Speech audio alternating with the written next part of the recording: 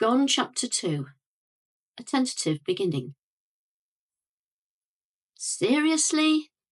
Dewi stood next to the car, hand on hips. What? Yvonne pressed her key fob and opened the driver's door.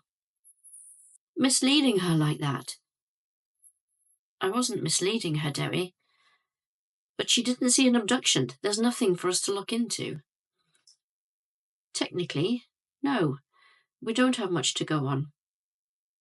We don't have anything to go on. The girl was probably thumbing a lift, or else a friend passed by and picked her up. Dewi clicked on his seatbelt. That'd be why no one else has reported her missing. I suspect Mrs. Jones spends too much time on her own. Yvonne nodded as she fired up the engine. I agree. There's probably nothing to see here, and yet Sheila Jones strikes me as an intelligent woman, and something spooked her. Besides, we have a discarded magazine with blood on it. Dewi laughed. Come on, Yvonne. Magazines get discarded all the time. Yes, but usually after someone's finished reading it. I don't know any girls who begin reading a love story and don't read through to the end. Are you yanking my chain? Dewi pulled a face. The DI grinned. A little. You can be so serious. But I think we should keep our ears to the ground. We'll write up our notes and keep them safe, and ask if a couple of uniform guys can go around the village asking whether anyone else saw anything suspicious. Then, if someone is reported missing, we'll have a head start. Oh, and get the blood tested for gender and a DNA profile if they can extract one. She flicked her DS a quick look and shrugged. Just in case. That afternoon, the DI was back. Alone, this time.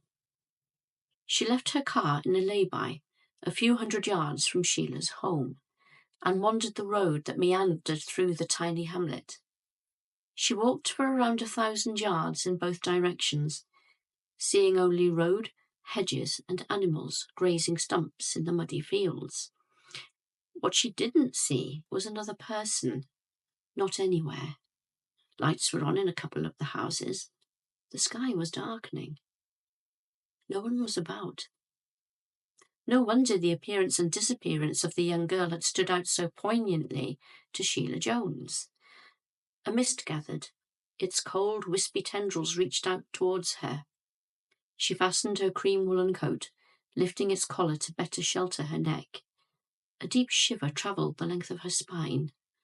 Glancing up at the darkening sky, she turned back in the direction of her vehicle. That was Chapter 2 of Gone.